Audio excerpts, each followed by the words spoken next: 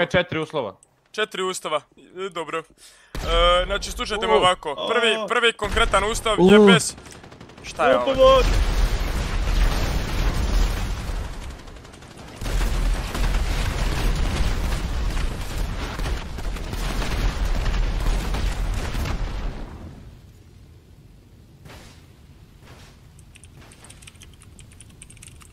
Ne znam, baš ljudi vole zabavat, kogod je to napravio. Šta je ovo bilo? Jebem li mu, znači kogod je to napravio da mu jebem ja mrtvu familiju. Smo minju. Čekaj. Eno ga gore retard. Ko je to napravio? Malo polako.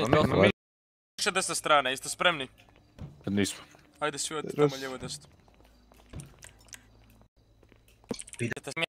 Vi se pali to. Stavljam bombu na crveno. Dajmo. Crpajmo to. Idite naprijed.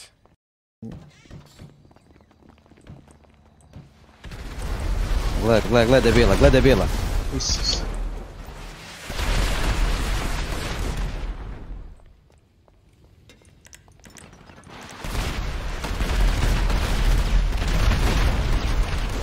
Evo.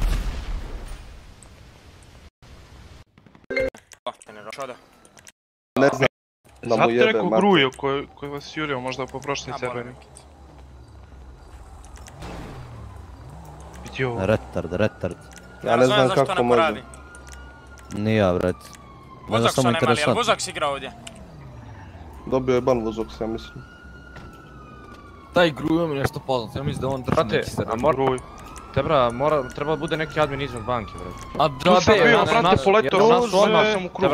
U crvenoj jakne neko je bio. Slušaj, imam Discord ID, Steam ID od cheatera.